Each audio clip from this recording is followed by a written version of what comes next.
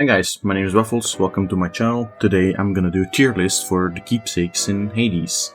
I've got plenty experience playing this game. I'm by no means one of the best players or whatever, or the most meta player, but I do got decent amount of experience to know what keepsakes I think are good or bad or just situational. So today I'm gonna show you what I think is the tier list of keepsakes, like which ones are good, which ones aren't that great.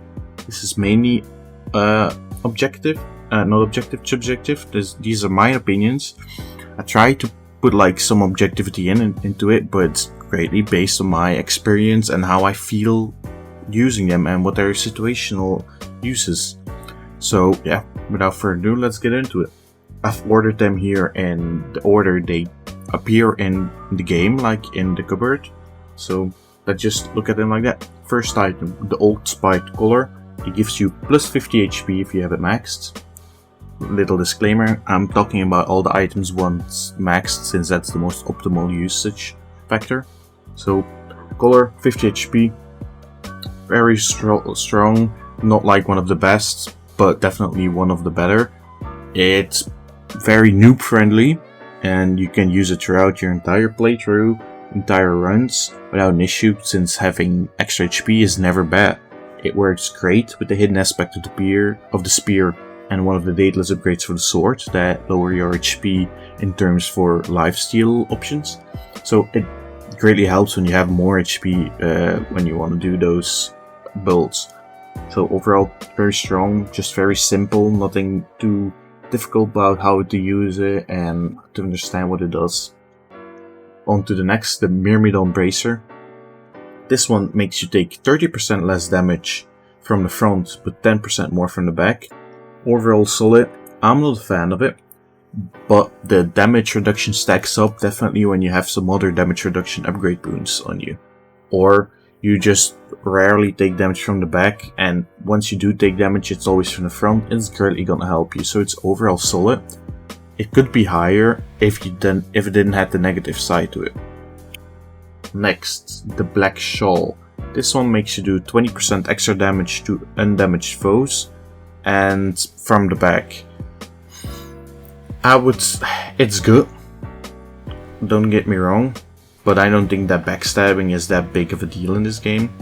And you also have your mirror and chaos upgrades and other boons that can mimic the same effect this item does, and then it's way more handy or fun to have one of the other items as your keepsake, so you have like two effects instead of one, you know. You definitely could keep this one and build on top of it and just like do tremendous amounts of damage on undamaged foes or backstabs or whatnot, but I just don't think it's that amazing. So that's why it's C, like it's good, it's just not my personal favorites or like one of I would use, but it's definitely by no means bad. That said, none of these are bad. Even if I place them in D, it just means I would way rather use another one, or they're just way too situational. Next on, we have the Pierce Butterfly. This one gives you 2% damage every time you clear an encounter without taking damage. Very strong. Especially if you're a seasoned player, it's very easy to rack up that percentage once you clear Tartarus and Asphodel, since those maps are relatively easier, especially Tartarus. It's very easy to get that damage bonus racked up, and a lot of the upgrades also give you damage bonus, so you can start stacking that up very fast. Once you get past the Hydra, in Elysium it's a bit harder, since that map is, in my opinion, the hardest map there is. Since those enemies can be very tedious, and they can do a lot of damage once you think you like dodged it or blocked it or deflected. So it can be harder at that point, but it's very good if you start with it. This item is not one you want to swap out or swap in. You really need to start with it though. But I mean, it can greatly help you once you have a shitty build or just don't have luck and keep getting tiers and keys and whatnot. This is an overall strong item.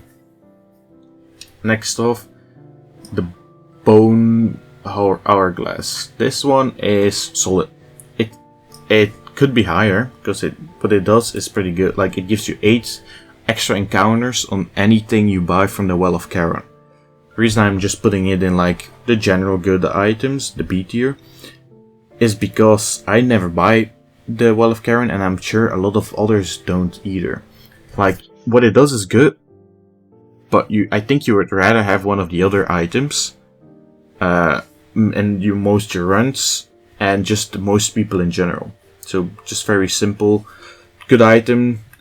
Others are just better, or it's like just a bit. It's using a mechanic that is less used than all the others, I would say. The Well of Charon is mainly used to rebuy one of your lives or HP or tears or gems. I don't think most people buy the upgrades for so many encounters. If you do, this item is really good, but I just don't think most people do. Next on, the coin purse. This is a very strong item. It gives you 150 coins once you equip it. I'm just placing it in B because it's just an item you start with, get your coins, buy something, and you swap it out after a certain boss. It's not one I would like you'd use the entire run, you know? But it's very strong. I could see it going in A, but just because it's one you're definitely gonna swap out fast, I'm just placing it in B. Next off, we have the Skull Earring. This one gives you a 40% damage boost once you are below 35% HP. I'm placing it B because it's an item that relies on you being very low HP, but it's still very good. It works really well once you have damage reduction builds, which I would say aren't that great in general, to be honest. But it also works very well once you have the Poseidon boon that also stacks up on low HP extra damage. Or you just have a build that can theoretically give you dodge and whatnot. Like, it's a good item. I just don't like being that low HP and then only having a use out of the item. So like, it's good if you pick it like after the Bone Hydra or after Theseus for like Elysium or Hades or whatnot. Then it's probably shines at its best.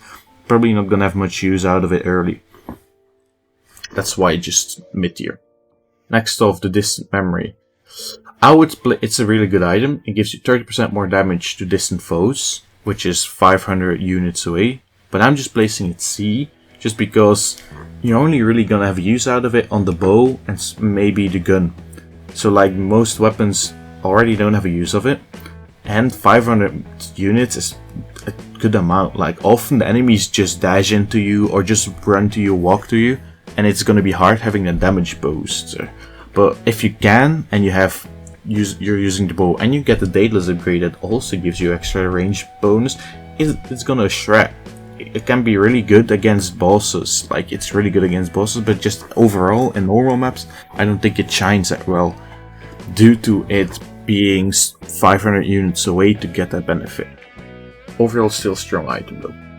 Next is the Happy Feather Duster. C tier, it gives you a 6% chance to get heals out of an urn if you break it. It's a very noob friendly item, I would say. I just don't think it's much use once you start getting the hang of the game or just getting better or just have a lot of hours already. I don't think this is an item you're going to use much. I mean, there are a lot of urns on the map, so like you're gonna get a decent amount of heals, but I just think the other items are like more meta than this one. Like the god items you can swap out, get your boons, you can build your damage reduction, you get build your damage in general and whatnot. This is just like the shawl and like the drum, the distant memory. I mean, it's not bad. I would just don't think in most runs you're just gonna use it, or it mainly just one that noobs or newer players in general are gonna use. Like, nothing wrong with that. It's a perfect fine item. I just think once you get the hang of the game, in understanding or in skill, you're just gonna be way better off using one of the other items and have more fun with the other items in general. Next off, the Lucky Tooth. Very strong. I'm just placing it B because you're mainly only gonna use it late game. It gives you an extra life that gives you 100 HP once used. Pretty good. Just extra life, very solid, nothing too hard to explain. It's just not like, I don't know, I think I might be A since I have the color there. Yeah, let's just place it A since I already have the color there. Just like a very solid. You can always use it no matter what. It's always handy to have it as a backup. It's just not as like fun to use or like as meta per se, like where you can have a way stronger usage in certain situations. Like the butterfly is way stronger, but only if you can stack it, you know? So let's just place it A because it's still overall very solid and you're never wrong with picking it. Just more fun picking other ones. I think this one shines especially when you pick it like after Theseus. If you had a somewhat bit a shitty run or not so much luck with your build, it's handy to have that certainty if Styx doesn't treat you well either.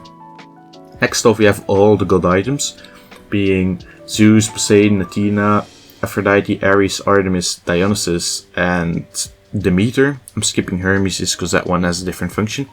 All of these I would just place on B tier. They all do the same. Give you the next boon you encounter is set god, and you have a 20% chance of getting a rare or better. So they are just all good. The same. They're just solid. You pick them as your first item and then swap them out later on. Like after the first boss you swap them out because you had your use out of it. I would say Poseidon's is maybe a bit better, just because Poseidon's build is pretty strong. And Aphrodite, her duo builds are very strong as well, and like just pick him as your first item. You're set on your way for your meta build. Great. Very solid. There's a reason I would just pick him there, just because I would rather pick those two than the others, I think, as my first item, just because I know if I can pull that build off, I'm gonna be set and have a guaranteed win.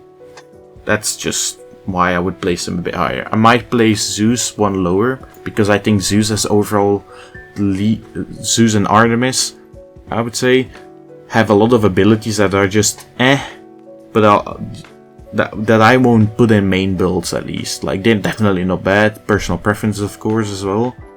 I just think Zeus and Artemis have, and maybe Demeter as well, have a chance of having some boons that you wouldn't like want all the time, you know? But I'm just leaving him B because overall the effect they do is all the same, all very solid, especially as your first item that you then switch out.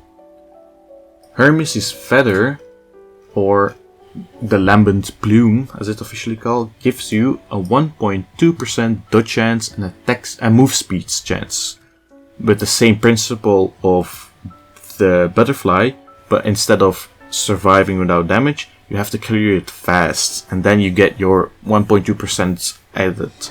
This is a strong item. Like, it can be really clutch. Especially because earlier on, if you pick it as your first item, like it's the same as a butterfly, either you pick it all the way or you don't pick it. You can build up a good amount of movement speed and dodge, and it can be a really good thing to have as your backbone. But it's also harder, like it's definitely not friendly to people that are still learning the game. You need to have some experience or some skill at least to be able to use this efficiently. I could see it placed in B just because it's a bit more situational, because it's only good after so much percentage. Like the earlier ones, you're not gonna notice, but once you start noticing it, it's pretty strong, like very strong. So I'm gonna just place it A because I want to give it the benefit of the doubt. Next, the Tonic Egg. This one makes it so that you don't take damage when you enter Chaos's gates, and you have a 40% chance on rare or better. I'm just placing a D because Chaos's gates spawn with RNG, so you're not even guaranteed you're gonna get one. And even then, I'm not always a fan of Chaos's upgrades, because depending on where you are in your run, the negative is gonna ruin your day hard. If you get it early on, it's good and you can swap it out of the first boss and have like no issue. But if you get it in like Elysium, you've ran around with that deck for so long that you could have gotten way stronger or way better upgrades by now. And if you then have like only shitty negative options, you're gonna get screwed hard. So I'm just placing a D because it's heavily situational. Chaos gates are definitely not a necessity to go through. It's like one of the less optimal items to use, while still having its good use. It's just not that optimal to use. Now, the Cheddar Shackles. Very, very strong item. I would even dare to put it S rank. Fuck it, let's put it S rank. Why? This one gives you 100% damage boost on your attack, cast and special, as long as they are not empowered with a boon. So if you want to run a build without empowerment, or just early on, this is gonna make you steamroll. Like, pick this as your first item, swap it after the first boss or after the Hydra or whatnot, and you're gonna have a lot of damage through those first couple encounters, first maps, without an issue, and you got time to build up your health, your coinage, your boons maybe even, and still get a great use out of it. Later on, this item is useless just because you most likely have empowered boons on by then, or just a full build, and you can swap it out for like the tooth or the other color and just get that extra guarantee later on. But it's very, very strong once you have it max. So next item is your Thesis item, the Evergreen Acorn. This one makes it so your boss battles have 5 free hits basically. This one gives you a shield with 5 hits in every boss stage. So this one is very strong, like one of the best items you can take without a doubt, since you can just tank every boss without an issue. Like, a lot of the time against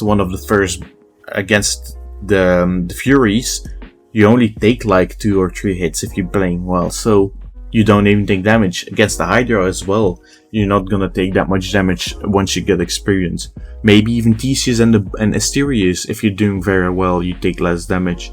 And with this, you take maybe even no damage or just barely any. And against Hades, extremely clutch, since Hades can get you with like a couple of hits and your run is screwed. This one is gonna save your life so bad. Like, this is such a good item to switch to or just main, you know? I would personally say it's better to switch to after the Bone Hydra or after Theseus and just use one of the other items to get your build on along the road. But it's very, very solid. Like, very strong. Next off, we got the Broken Spear Point. This one makes you invulnerable for 1.5 seconds once you take damage, and it refreshes every 7 seconds. Because it refreshes every 7 seconds, and 7 seconds in a team fight can mean life or death, I don't think it's that useful. It can help, like, get a dodge and get some safe zones, or like take one out and ease the fight. I just don't think others are more, like, this is one you have to keep running and rely on. I just think others are more reliable than this one. Like, just overall, like, it's a simple concept, but I think I'd rather use the Bracer than this one, even though that still takes me damage.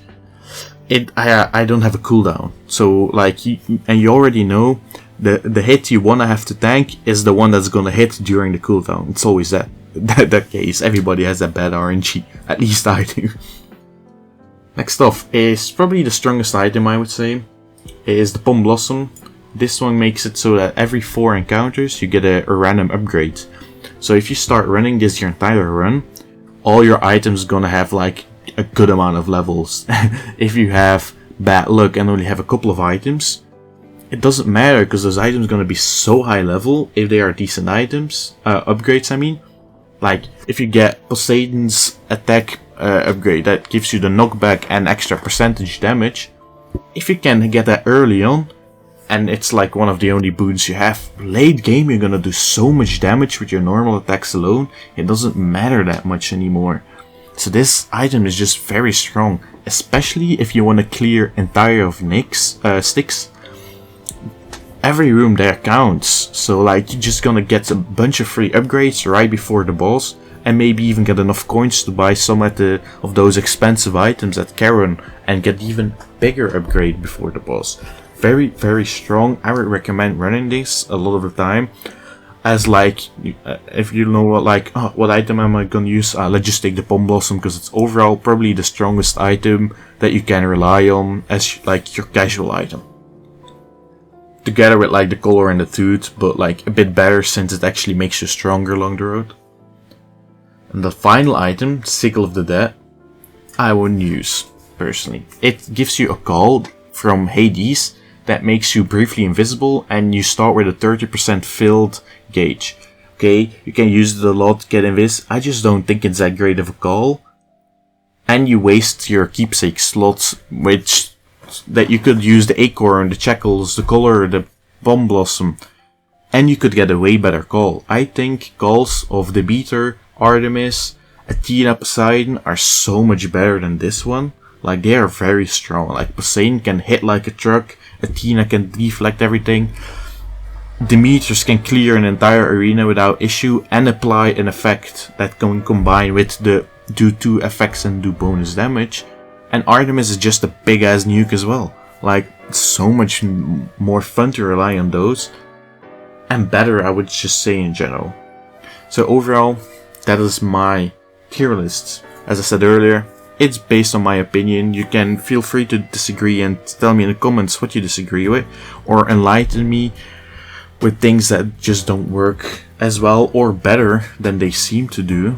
And yeah, I would love to read them and learn more about this game, because I by far don't know everything yet and don't know all the metas and whatnot. So yeah, and anyway, feel free to comment, subscribe, like, it's all free and it would help me tremendously. Thank you guys for watching, and I'll catch you next time.